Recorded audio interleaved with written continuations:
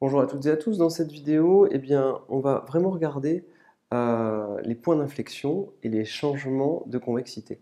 Alors, si on regarde ici, là et là, ici on a un maximum, là un minimum, faites bien attention à ne pas confondre point d'inflexion et extrémum, attention.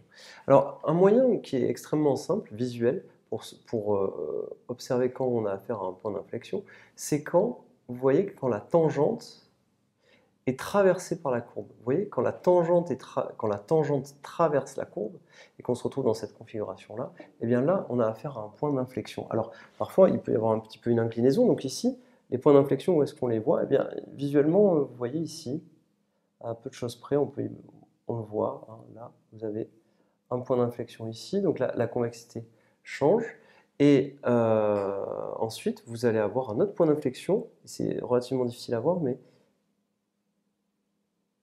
vous l'aurez ici, hein, à peu près, à peu de choses près. Ici, vous aurez un changement de, un changement de convexité. Donc là, on va passer de, ici, on va être convexe, puis là, concave, et puis là, à la fois, on va continuer à être convexe.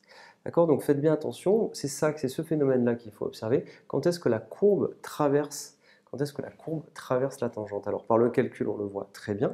Et ici, vous voyez, il faut bien l'observer parce que parfois, ça peut être incliné. Donc vous avez votre courbe qui est comme ceci. Eh bien, vous voyez hein, que là, vous allez avoir un changement de convexité. Donc là, vous voyez que la courbe est au-dessous de sa tangente, et là, la courbe est au-dessus de toutes ces tangentes. Donc c'est un petit peu exactement ce phénomène qui se produit ici et ici.